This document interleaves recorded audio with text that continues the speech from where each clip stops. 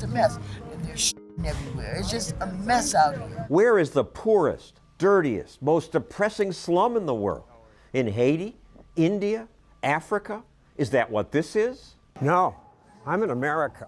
One of the richest parts of America, highest rents in all of America. This is San Francisco today. Encampments of street people everywhere.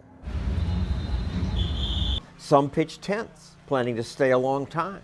Some have mental problems. Vampires are real and I'm paranoid as all hell. Other street people complain about them. They run around and they shout at themselves. They make it bad for people like us that hang out with a sign. Hey bitch, stick that camera up your ass. Some people shoot up in plain sight. It's nasty seeing somebody actually shoot up drugs like right there. The police don't do anything about it. They'll get somebody for drinking a beer, but they'll walk right past people using needles. Every day in San Francisco, an average of 85 cars are broken into. They're called smash and grabs. Inside Edition left things in a car to test how long they'd last. Not long. Watch as these Bonnie and Clyde wannabes stroll up and peer inside our car. They wait here for the sidewalk to clear. Then the thief throws up his hood.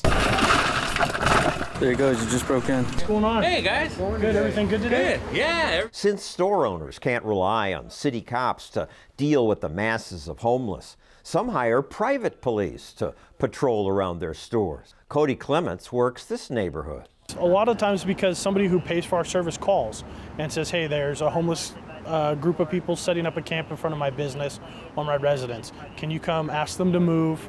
There used to be hundreds of private cops like Cody, but then San Francisco's police union complained. Now there are fewer than 10 left. Can I just have you guys stand up for me? Cody offers help to people living on the streets, but most turn it down. Well, do you need any type of homeless outreach services or anything? San Francisco is generous. It offers street people food stamps, free shelter, train tickets, and $70 a month in cash.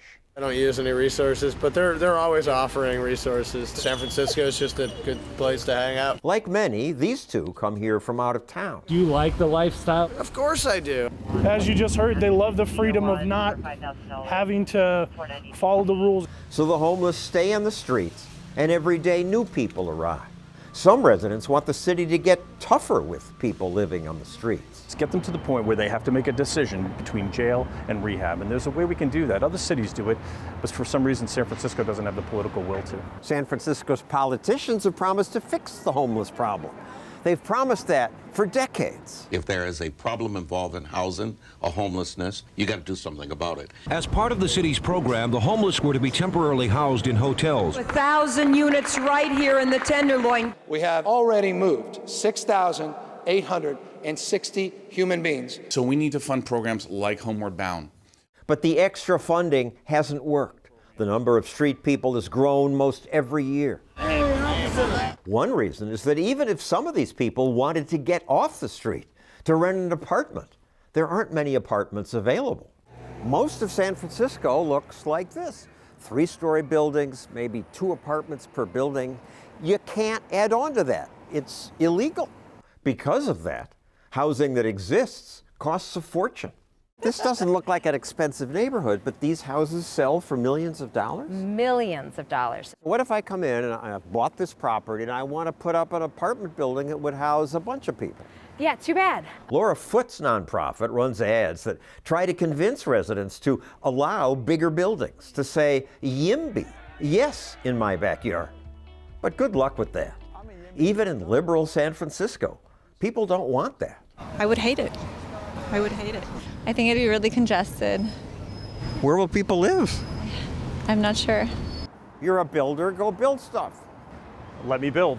John Dennis has been trying to replace this grimy old building. This has been a defunct meatpacking plant. It's been empty for at least 15 years. He wants to turn this into this, which would house 60 people. But it's taken 4 years just to get permission to build. And all that time, we're paying property taxes and we're paying for maintenance of the building. People in San Francisco often claim to be all about helping the poor, but their policies make life tougher for the poor.